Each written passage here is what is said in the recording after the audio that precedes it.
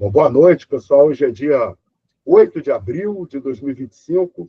Vamos começar mais um encontro aberto do grupo de estudo Ecologia e Marxismo.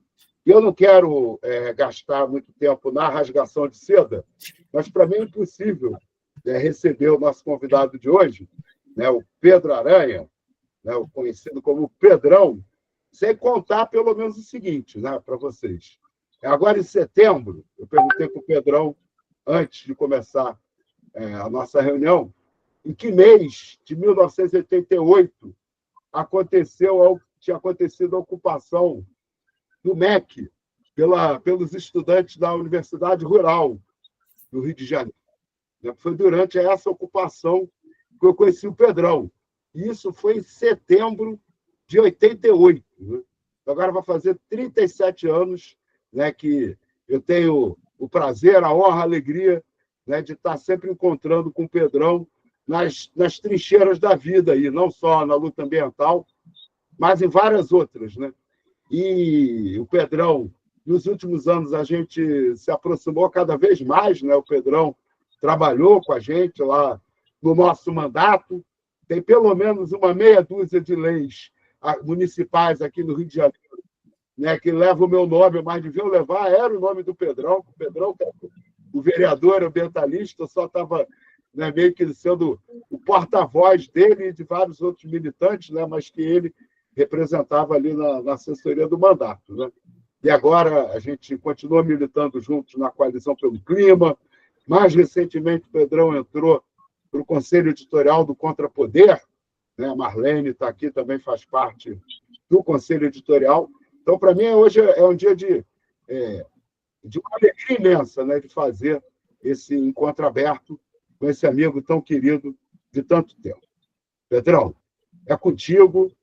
A gente combinou, né? Você fala o tempo que você quiser, usa a metodologia que você quiser, porque a gente, aqui nos encontros abertos do grupo de estudos, eu procuro sempre dar essa liberdade total para os convidados fazerem a melhor palestra que eles tiverem vontade de fazer, né? Que contribua como eles acharem que podem contribuir aqui para o nosso grupo de estudo. E no próximo dia 6 de maio, né, já está confirmado o próximo encontro aberto, vai ser com a professora Jaqueline Girão, né? A gente vai conversar sobre educação ambiental anticapitalista. Né? Então, hoje, é o Pedrão falando para a gente sobre a história da luta ambiental.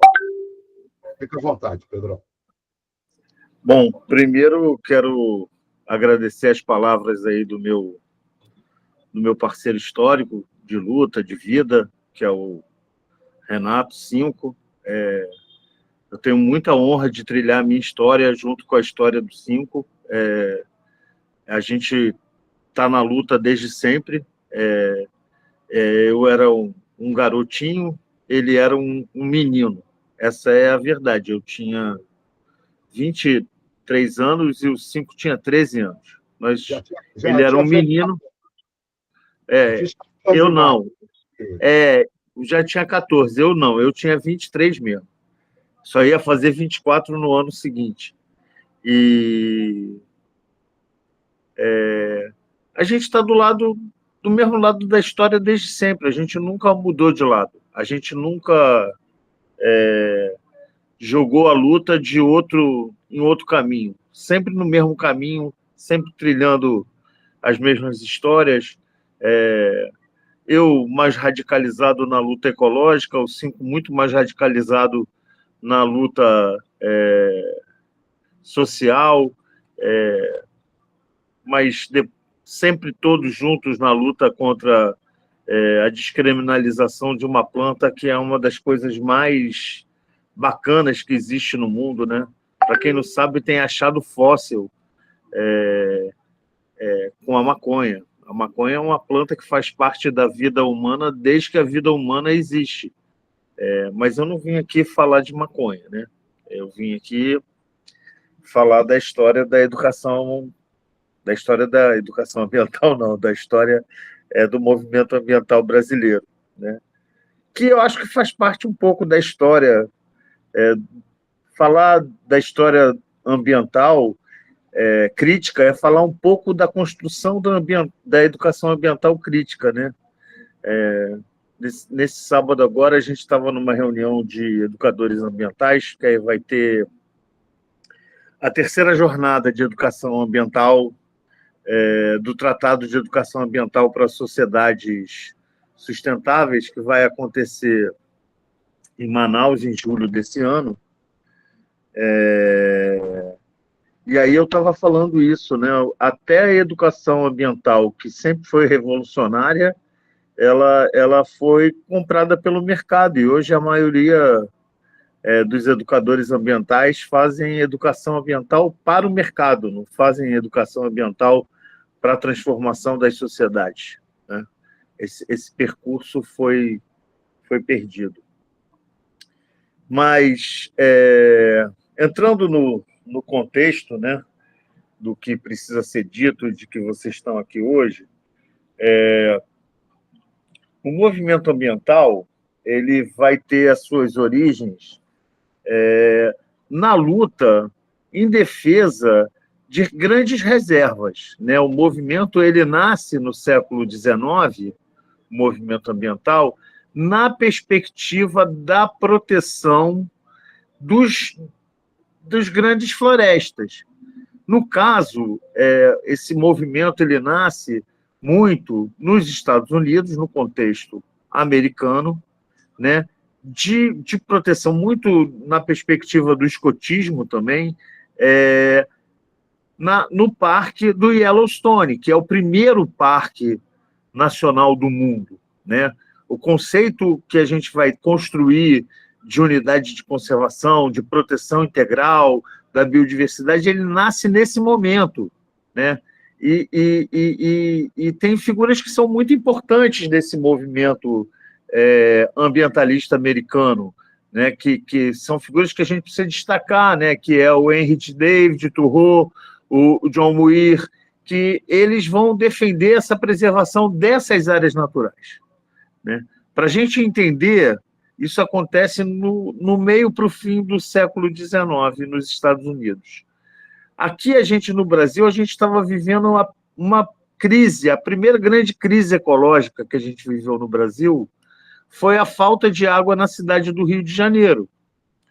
E aí, o imperador, Dom Pedro II, ele, num ato de entendimento que era fundamental preservar as florestas e os seus mananciais para as pessoas poderem beber água na capital, ele expulsa as fazendas de café e cria as florestas imperiais. Essas florestas imperiais elas vão ficar como florestas protegidas até o Distrito Federal deixar de ser Distrito Federal e virar Estado da Guanabara, e aí é criado o Parque Nacional da Tijuca em 1961, né?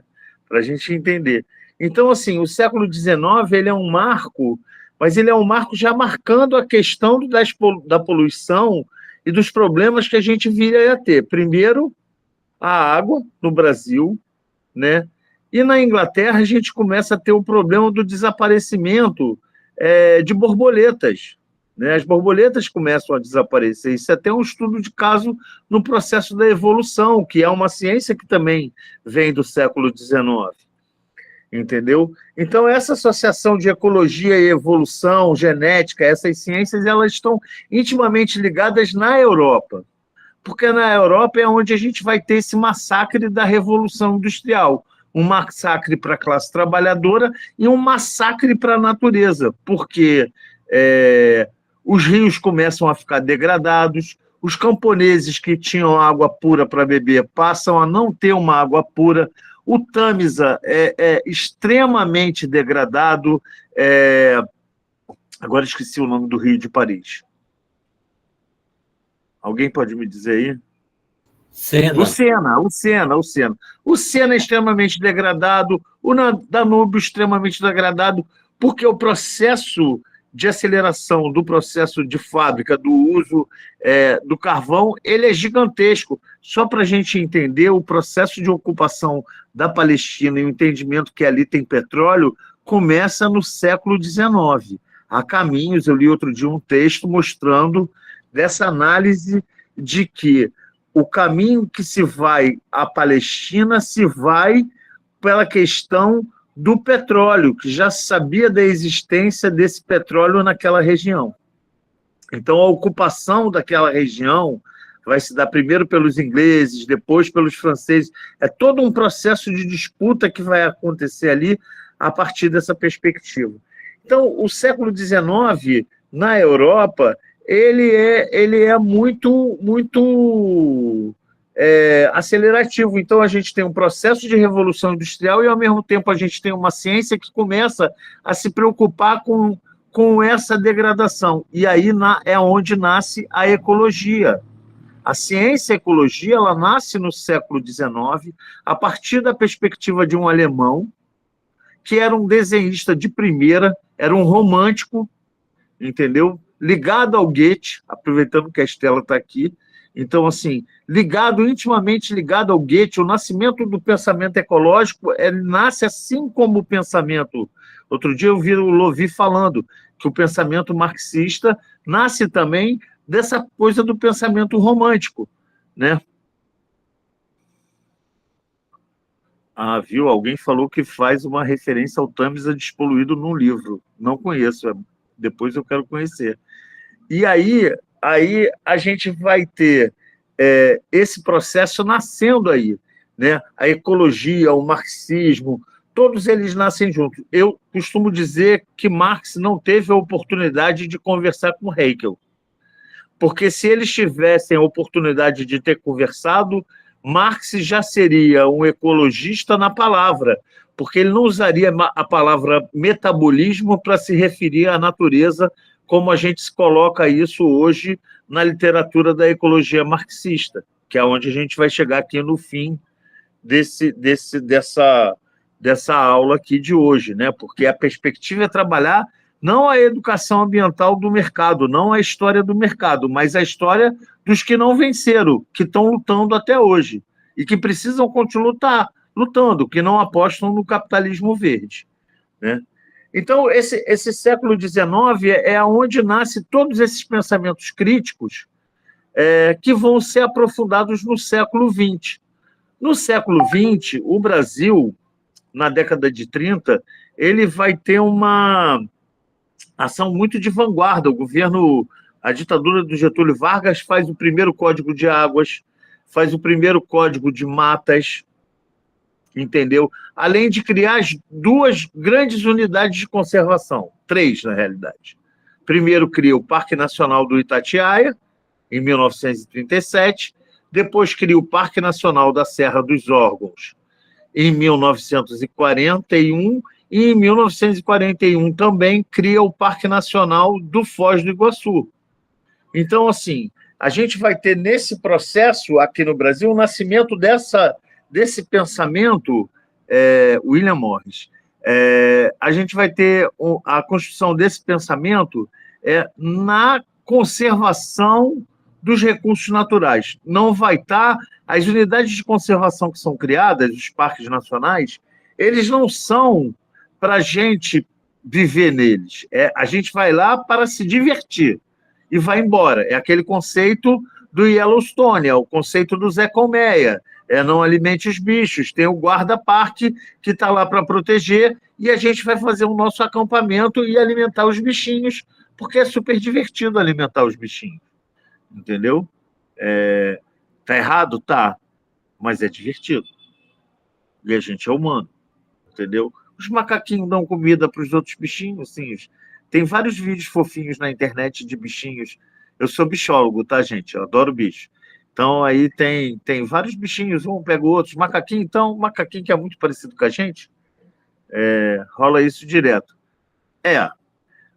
Isso aí só vai acontecer, o mito da natureza intocada, Jaque, só vai acontecer já nos anos 80, lá com o professor da geografia Milton Santos e com o Diegues no núcleo social lá da USP, que vai tratar essa questão do mito da natureza intocada, em contraponto a essa natureza que não é intocada, que é o que eu chamo de dizer, e a gente vai perceber, é a direita que vai fazer esse movimento. Quem ocupa esse espaço dessa criação de parques, de unidades de conservação, que cria a FBCN, a Fundação Brasileira de Conservação da Natureza, no final dos anos 40, é um movimento preservacionista, né? A gente vai falar dele mais para frente, a gente vai entrar nessa contextualização aqui no Brasil. Mas a gente precisa entender aonde nasce essa luta ecológica e social, da onde ela vem. Ela vai vir no final dos anos 50 de um livro muito bom, que é uma publicação que todo mundo tem que ler. Todo mundo tem que ler, independente de ser ambientalista ou não ambientalista.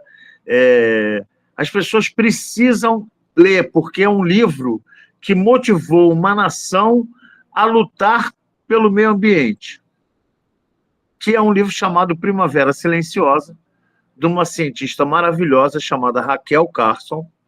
E a Rachel Carson, ela precisou, durante muitos anos na década de 30, escrever como homem, porque ela era uma pensadora da ecologia do mar, né? Ela era oceanógrafa, e para ser aceito os trabalhos dela, serem publicados, ela tinha que publicar o trabalho escrevendo como homem. E aí, eu vou pegar aqui as datas certinhas, porque eu tenho isso aqui escrito. A Rachel Carson morreu em 1964, né?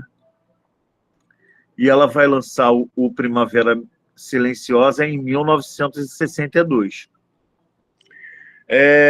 O grande barato desse livro, Primavera Silenciosa, é que ele é um livro que expõe os perigos do DDT, né? Que era aquele negócio que a mãe da gente, a gente quer 60 a mais, a gente está vivo porque é um milagre, até hoje inexplicável do mundo.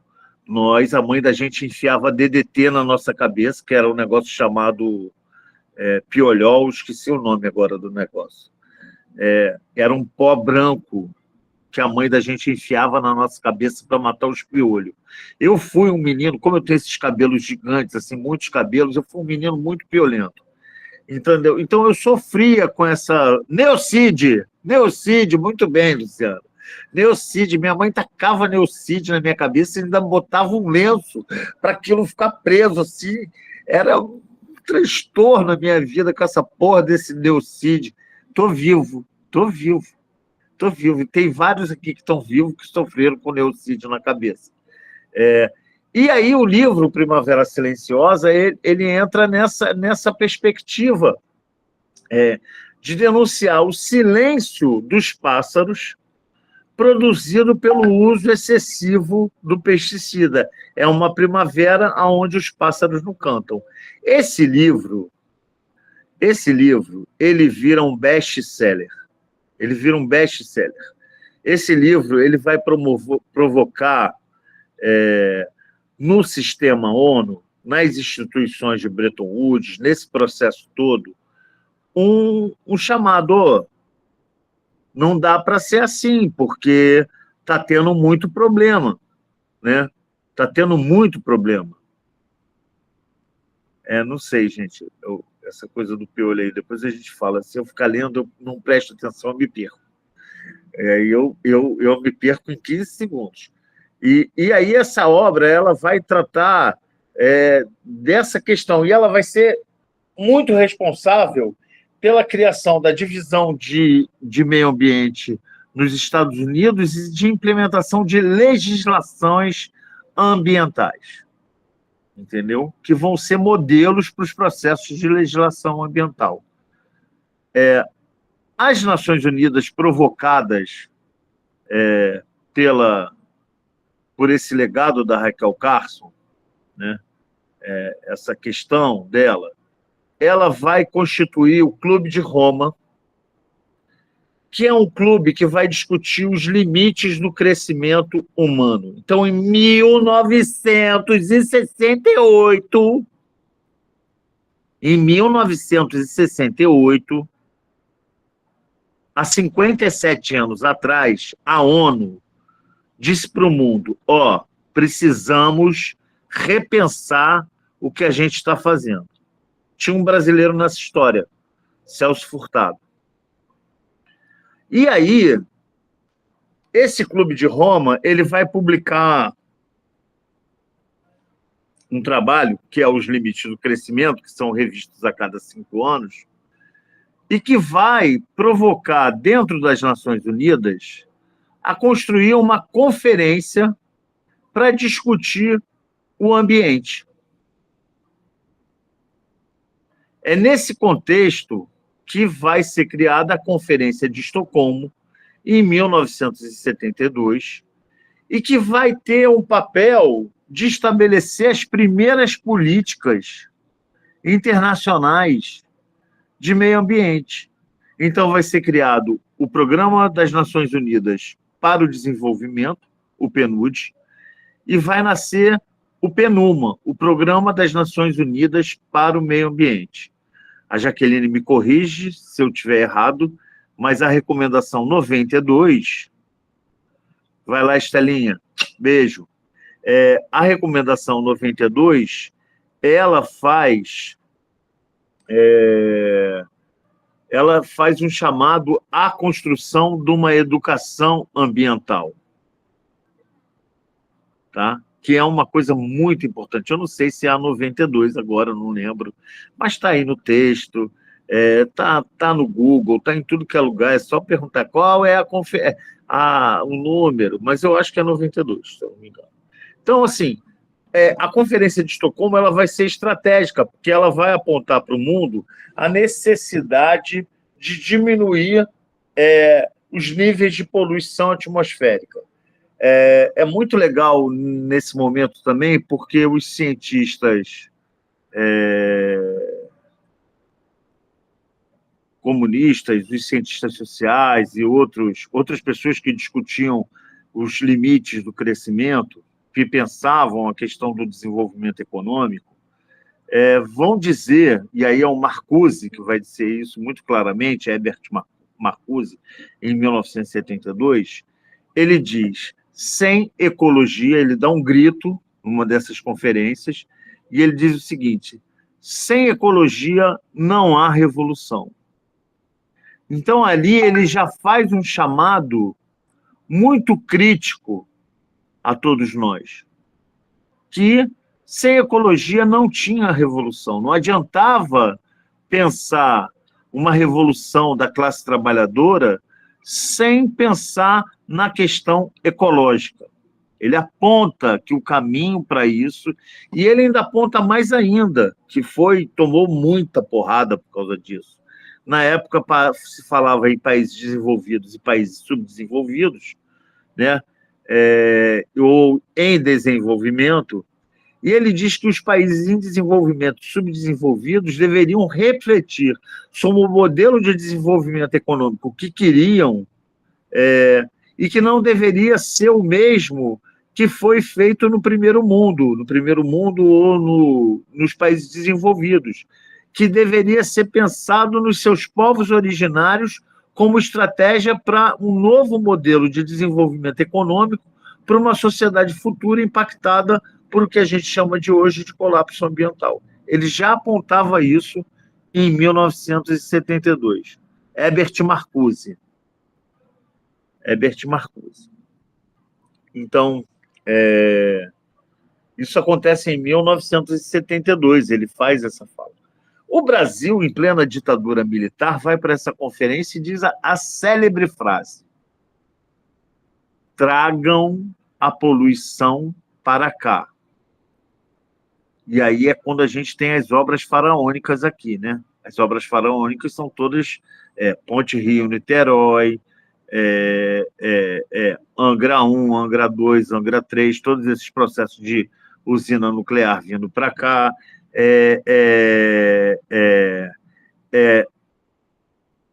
Itaipu, que destrói as 7 quedas, quer dizer, é um governo que destrói a natureza para produzir uma energia que tem tempo e não vai ser para sempre, e daquele tamanho que era o gigantismo. É o tempo da Transamazônica, que está voltando, né? A Transamazônica está em voga outra vez. O governo Lula quer fazer a BR-319, quer fazer a Ferrogão. Isso é Transamazônica, gente. Isso é Transamazônica. Isso é a mesma política da ditadura militar. Belo Monte era uma estratégia do governo militar. A ocupação de Carajás, todos esses processos eram processos da ditadura militar, que foi desenvolvimento 2.0, é um terror. Como se fosse possível, numa estrutura de colapso, a gente está fazendo isso. Então, o Brasil, nesse momento, ele faz toda essa tragédia. Para a gente entender, os níveis de poluição nas cidades do Rio de Janeiro e na cidade de São Paulo era um negócio que está voltando, né? Está voltando os índices de poluição. O Rio de Janeiro, inclusive, tem estado mais poluído do que São Paulo ultimamente. E aí, os níveis de poluição são tão grandes, tão grandes, tão grandes, que começa a nascer bebês ancéfalos, tanto em Cubatão quanto em Bom Sucesso, São Cristóvão, porque a poluição atmosférica ficava no centro. Para quem não sabe, tinha indústria química na Gávea e tinha a indústria oleira de fazer tijolo no Jardim Botânico, tá? Isso tudo é estratégia de desenvolvimento que a gente pode contar num outro momento, numa outra história, mas assim, a desocupação da pobreza e levar essa pobreza para os cantos da cidade é uma estratégia que acontece na ditadura militar com Carlos Lacerda, que faz toda a desocupação das favelas da Zona Sul e das fábricas da Zona Sul e jogam esse processo para o centro, né? Para o centro, que eu digo, não mais a Zona Sul carioca. E aí você vai ter índices de poluição altíssimos, e aí vão ser criadas duas instituições que vão ser muito importantes para o licenciamento ambiental no Brasil, para criar parâmetros desse licenciamento, que hoje em dia não serve para nada, mas que naquele momento foi muito importante, que foi a FEEMA, que era a Fundação Estadual de Engenharia do Meio Ambiente, e a CETESB, em São Paulo. Elas são criadas em 75, 76, para fazer esse processo de licenciamento. Aqui no Rio de Janeiro, a gente vai ter uma desgraça, que é acabar com a produção agrícola da Zona Oeste carioca e transformar ela num distrito industrial da Zona Oeste, né? E hoje a gente paga um preço altíssimo pela destruição da Baía de Sepetiba. É um preço altíssimo. E a Baía de Sepetiba, assim como a Baía de Guanabara, elas resistem. O bonito da natureza e o belo da natureza, e que nos fortalece na luta, é ver a resistência de um ecossistema que é esculhambado o tempo inteiro. O que se faz com a Baía de Sepetiba, nessa cidade aqui do Rio de Janeiro, é uma afronta à natureza. E os botos continuam lá, mano. E os botos continuam na Baía de Guanabara. Isso é que é o mais louco, porque a resistência deles deveria ser exemplo da nossa resistência na luta ecológica, né? Então, nesse contexto, foi criada a FEEMA, e a FEEMA hoje é INEA e a CETESB continua sendo CETESB, né? Que vai ser responsável, que são responsáveis por medir os índices de poluição, para fazer o licenciamento, essa coisa toda. No Brasil, em 1981, a gente vai conseguir estabelecer a Política Nacional de Meio Ambiente, tá? Então, a Política Nacional de Meio Ambiente no Brasil ela é estabelecida em 1981 e ela cria o Conselho Nacional de Meio Ambiente, que é responsável pelas normas técnicas e padrões, tipo os padrões da poluição atmosférica. Quem coloca para a gente são as normas do CONAMA. Então, por exemplo, a poluição atmosférica precisa urgentemente ser revista, porque ainda são dados dos anos 80. Então, o nível de poluição deveria mudar, entendeu? Deveria mudar rapidamente. Então, assim, a política é criada em 1981 E aí a gente vai ter um movimento ecológico nascendo aí. A luta nos Estados Unidos, a gente vai ter, em 1981, o primeiro candidato ecológico, candidato à presidência da República. Ali, segundo os autores, era um ecocomunista, nasce o conceito do ecocomunismo, e que hoje a gente pode chamar de ecossocialismo. Mas ele nasce ali, esse conceito, nessa candidatura americana, que eu acho que está na apostila, eu não sei onde que está, eu não vou achar agora, e eu não lembro o nome do sujeito, e está no material, mas isso acontece também em 81, né? Há um marco dos ecologistas que são marxistas se organizando, né? Desses ecocomunistas, e aqui no Brasil a gente vai ter o nascimento de diversas organizações por causa da destruição da Mata Atlântica. Não é o Lixe Vieira, não, imagina, não, o Lixe foi o primeiro deputado federal ecológico eleito em 1982, pelo PT. Mas não foi o Lixe, não. Depois o 5 manda a apostila. Aí para quem entrou depois. Eu me dei uma perdida agora, porque fizeram tantas perguntas. E aí, esse cara, o movimento, lembrei, o movimento ecológico, voltei aqui rapidinho. O movimento ecológico brasileiro, ele nasce muito na luta por esses direitos. A primeira ONG brasileira é uma ONG política. Ela é dos anos 70 e é do José Lutzenberg, é a AGAPAN, Associação Gaúcha de Proteção à Natureza. Muito ligada ao naturismo, ao movimento hippie.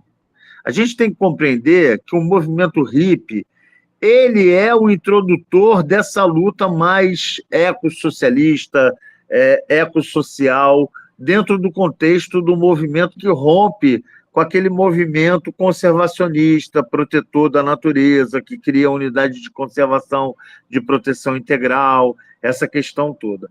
Nos anos 80, vai nascer esse movimento ambiental. Nasce o Partido Verde na Europa, o Partido Verde é fundado aqui com a volta do Lichte, a volta do Gabeira, a volta do Sirquis, a volta do Mink. Eles se juntam e começam a articular. O Lichte é eleito o primeiro deputado federal ligado às questões ecológicas em 1982 pelo PT.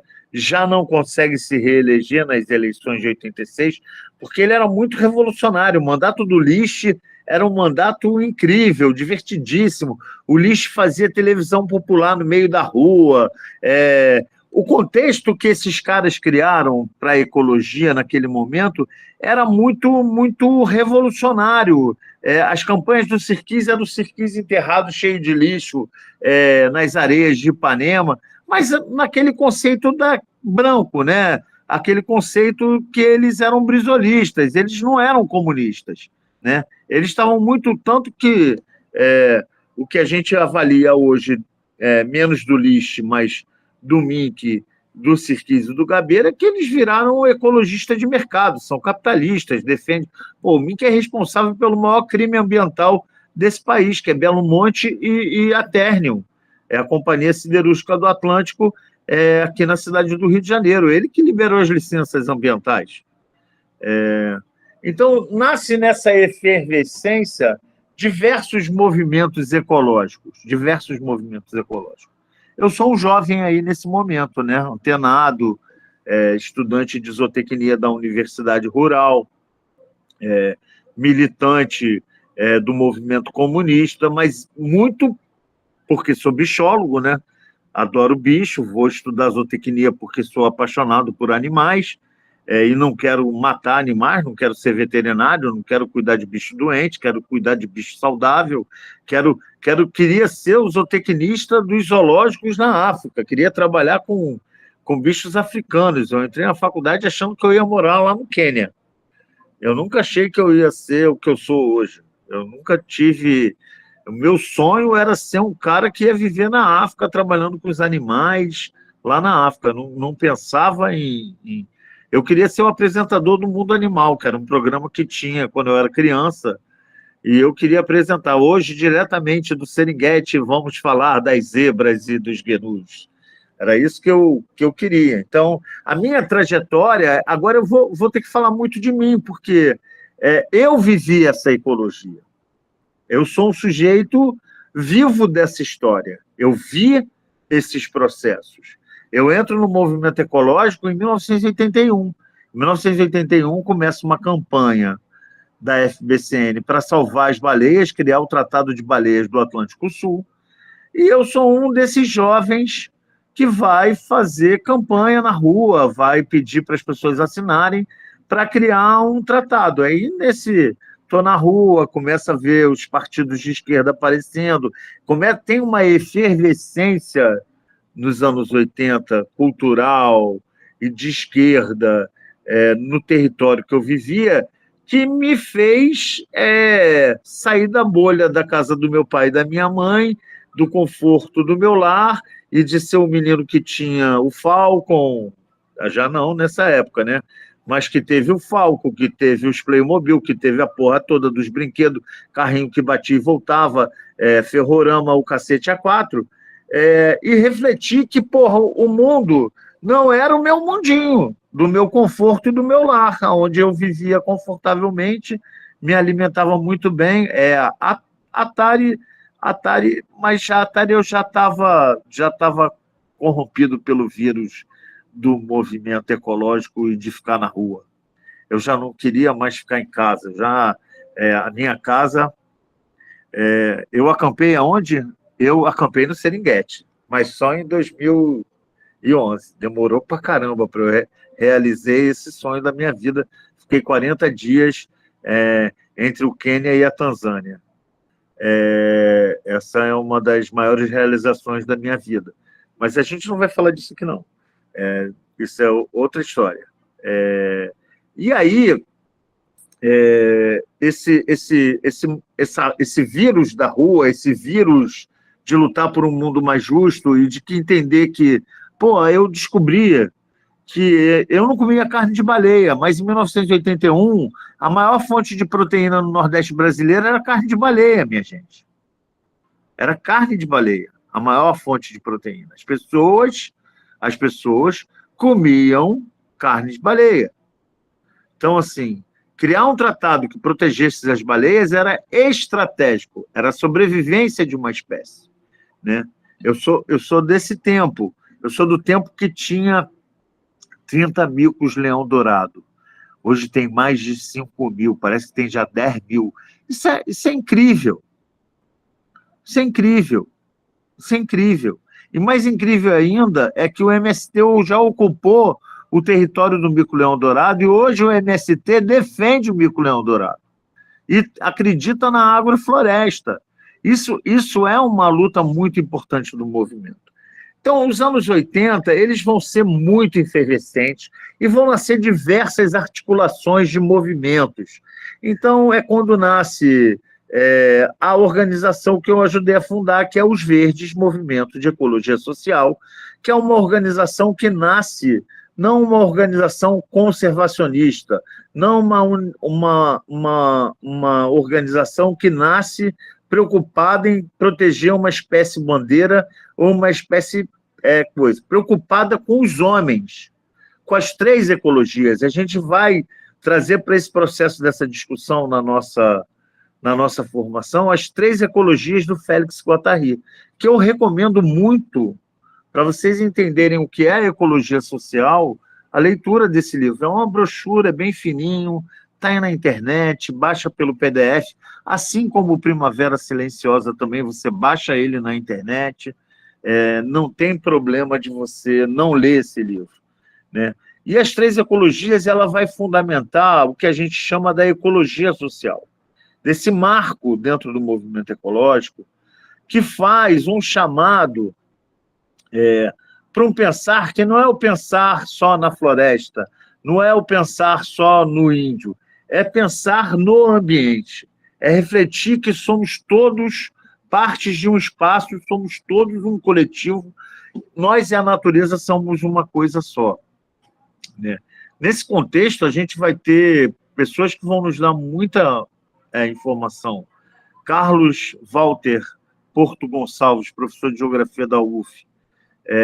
Milton Santos, professor de Geografia da USP. Paulo Freire e Moacir Gadotti, trazendo a discussão em Moacir Vieser, trazendo a discussão da pedagogia da terra, da educação ambiental crítica, a construção do Tratado de Educação Ambiental, o professor Carlos Diegues, que vai fazer a reflexão que é a importância de se criar áreas protegidas para as populações. Porque até então as unidades de conservação, em sua grande maioria, elas eram criadas para proteger espécie bandeira ou para proteger um território que fulano viu do alto num território, de um helicóptero, e disse, aqui vai ser parque. Ou para proteger uma cidade, como foi feita com Petrópolis. Petrópolis é uma APA, é a primeira unidade de conservação desse país, criada em 1981, né, a primeira unidade de conservação de uso sustentável, né, que essa é a palavra dada dentro de um Sistema Nacional de Unidades de Conservação. Essa unidade de conservação, a APA Petrópolis, ela foi criada para proteger os ricos, né, num primeiro momento, e para dizer aonde podiam ficar as fábricas em Petrópolis e a indústria da região. Ela não foi feita para proteger a população pobre, preta, periférica, quilombola, indígena, lá de Petrópolis. Ela foi criada nesse contexto. As novas unidades de conservação criadas no século XXI ou no século XX de usos sustentáveis, elas não nascem com essa perspectiva que foi feita da APA Petrópolis, né? Porque a APA Petrópolis também nasce da cabecinha dos coleguinhas que eram intimamente ligados à ditadura militar. Não é à toa que muitas das unidades de conservação foram criadas durante a ditadura militar. E durante a ditadura militar também foi criada a SEMA. Em 1972, é criada a SEMA, Secretaria Especial do Meio Ambiente, que vai ser responsável. Vão se tirar as coisas da agricultura, então os parques nacionais que eram ligados à agricultura, na ditadura militar, eles vão ser para a SEMA, é o primeiro espaço de perda de recurso, né, porque os parques tinham status, assim como a Universidade Rural, de estar no Ministério da Agricultura. Com a ditadura militar, a Universidade Rural, onde eu estudava, não nessa época, né, eu já sou dos anos 80, ela sai do Ministério da Agricultura e vai para o Ministério da Educação, né? E essas áreas protegidas, elas vão para a SEMA, né? E essa SEMA vai ter também o Instituto de Pesquisa Jardim Botânico, aqui no Rio de Janeiro, que tem um papel estratégico na elaboração de políticas de proteção da biodiversidade. Tem um mestrado e um doutorado lá muito bacana. Isso ainda a gente está nesse percorrer, anos 70 e anos 80, né? No final dos anos 80, o Collor, ele cria o Ministério, porque no governo Sarney tinha a Secretaria da Amazônia Legal. E aí, no governo Collor, ele cria o Ministério do Meio Ambiente, dos Recursos Hídricos e da Amazônia Legal. É criado no governo Collor. E, para o espanto de todos os ambientalistas, o primeiro-ministro do Meio Ambiente do Collor é o José Lutzenberg, que era um cara de esquerda, revolucionário. Ele aceita o desafio de ser o primeiro-ministro do Collor. É um choque para todo mundo e tal. E, em 1989, é criado o IBAMA, o Instituto Brasileiro do Meio Ambiente e dos Recursos Naturais Renováveis. Tem horror dessa palavra, recursos naturais renováveis. Natureza não é mercado para ser chamado de recurso. Natureza é natureza. Natureza não tem preço. Natureza não tem valor. Valorar a biodiversidade é uma das maiores burrices que existe. Eu já fiz isso. Inclusive, estudei no Chile isso. Fui para lá para estudar a valoração da biodiversidade. Hoje é um dos maiores arrependimentos que eu tenho. Por quê? Porque durante muito tempo do meu processo, por mais que eu fosse revolucionário, e sempre fui, eu acreditava no processo de que a gente ia conseguir resolver as coisas nem no capitalismo, nem no comunismo, num negócio que se chamava ambientalismo. Para mim, o ambientalismo, que eu via nas 3 ecologias do Félix Guattari, que a gente construía, e que eu via no Tratado de Educação Ambiental para Sociedades Sustentáveis, ele respondia a essas demandas. Porque o comunismo que eu vi era um comunismo capitalista da União Soviética, que destruiu a natureza. Eu sou a geração Chernobyl. Então, assim, eu era ambientalista. Essa virada na minha vida, ela vem de 10 anos para cá, que eu dei uma radicalizada dos sem fim. Hoje eu posso dizer para vocês que eu sou um radical. Sim. Radical, mas radical mesmo. Eu sou um revolucionário que, se tiver que ir para a rua enfrentar o sistema, como eu sou velho, eu vou, não tem nenhum problema, porque a gente precisa radicalizar. Nesse momento histórico que a gente está vivendo, radicalizar é a palavra-chave, né? Então, continuando os anos 80, que se deixar eu não chego nem no século XXI, e vocês vão estar de saco cheio já. Então, em 1992, tem a 2ª Conferência das Nações Unidas. Pela primeira vez, a palavra ambiente humano vai aparecer. Então, a Rio 92, ela aconteceu no Rio Centro. Vamos lá, para a gente entender. A Rio 92 foi um encontro dos governos. Nessa época ainda não tinha nem stakeholders podiam participar. Não existia a participação da sociedade civil na conferência oficial. Isso foi uma luta conquistada que, a partir da 2ª conferência, começa a ter a participação criada dos stakeholders, né? Os grupos principais que participam, não tomam decisão, porque no sistema ONU quem tem uma decisão são os governos. Então, a Rio 92 aconteceu no Rio Centro. Lá é onde que saiu a Declaração do Rio, a Agenda 21, a conferência, o tratado não, esqueci agora o nome da palavra, do clima, da desertificação, da água, mas não saiu das florestas, porque não teve consenso entre os governos e não saiu um documento sobre florestas. Até hoje, não existe um documento sobre floresta. Então pode tacar fogo, é o que fazem na Indonésia, destroem as florestas, é o que está acontecendo no Congo, porque não existe um sistema das Nações Unidas, até hoje, de proteção às florestas, principalmente as florestas tropicais, né? Esse descaso ele vem desse processo todo. Ao mesmo tempo que acontecia isso lá no Rio Centro, aqui, do lado da minha casa, no aterro do Flamengo, aqui mesmo, acontecia um negócio chamado Fórum Global. Fórum Global juntou toda a sociedade civil do mundo, sindicatos, trabalhadores, foi uma efervescência.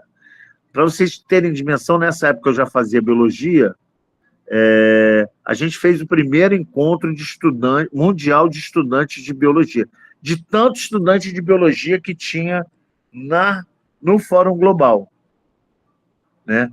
No Fórum Global. Poxa, que pena, viu? Eu falo demais, as pessoas precisam ir embora. E aí aconteceu que lá nasceram os tratados de floresta, o tratado do clima, quando começa a ter toda uma discussão sobre clima, todo um processo importantíssimo. Mas, para a gente entender isso, esse processo do Fórum Global, ele vai ser responsável por as nações do planeta criarem mecanismos de participação da sociedade civil. Então, a partir da Rio 92 começa a ter uma participação da sociedade civil que não toma decisão, não resolve nada, não resolve cacete nenhum. Mas eu, durante muito tempo da minha vida, acreditei que esses processos de participar dessas conferências era um instrumento de luta. Eu acreditei, porque eu acreditava que o ambientalismo podia ser feito dessa forma. O ambientalismo ele era um instrumento de negociação. A negociação. Hoje eu entendo que não tem negociação com esses caras, é revolução. Entendeu? É pé na porta. É pé na porta. Não tem mais como não ser pé na porta. Então, assim, a gente vai ter o pós-Rio 92, um grande marasmo no movimento ambiental brasileiro. Para vocês entenderem, antes da Rio 92 nasce o conceito de desenvolvimento sustentável. Tem um encontro com a primeira-ministra da Noruega, um monte de cara que eles vão criar esse conceito de desenvolvimento sustentável, que obviamente foi logo empoderado pelo capital, e hoje tudo é desenvolvimento sustentável, tudo é sustentabilidade. Esses são conceitos apropriados e expropriados o tempo todo. A gente está caminhando aí para o fim desse processo. Em 2001, tem o primeiro Fórum Social Mundial, com o lema "Um outro mundo é possível". Eu saí do primeiro Fórum Social com a seguinte frase: um outro mundo é possível, mas não era com aquelas pessoas. Porque se era com aquela esquerda, não era possível fazer um outro mundo. Porque era uma esquerda porca, que largava o lixo em tudo que é lugar, porque era um nojo, ninguém respeitava a fila do elevador, ninguém respeitava nada. Era um negócio horroroso. E ali a gente tinha uma organização, tem uma organização até hoje, que foi criada antes da Rio 92, que é o Fórum Brasileiro de ONGs e Movimentos Sociais para o Desenvolvimento Sustentável. O FBONS, em 2002, ele resolve fazer um outro mundo sustentável é possível, em 2002. Em 2002, a gente faz um encontro,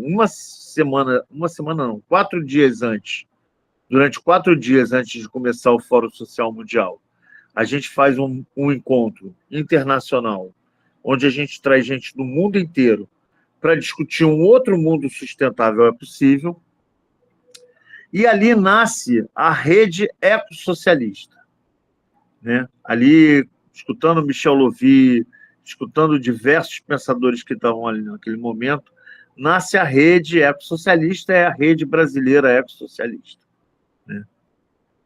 Aí nós vamos eleger o Lula, a Marina vai virar ministra, o Lula vai liberar o transgênico. Só para vocês entenderem, a gente, durante todo o governo Fernando Henrique, os 8 anos, conseguiu que os transgênicos não fossem liberados. Bastou o Lula entrar e os transgênicos foram liberados.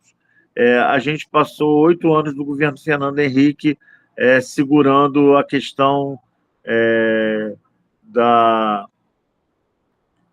dos pneus, né? A primeira coisa que o Lula faz é trazer os pneus para cá. A gente, no governo Fernando Henrique, a gente conseguiu fazer o SNUC, Sistema Nacional de Unidade de Conservação, a gente conseguiu fazer a Lei da Política Nacional de Educação Ambiental, a gente conseguiu fazer, durante o governo Fernando Henrique, a política de proteção aos animais, a gente conseguiu estabelecer a Política Nacional de Recursos Hídricos.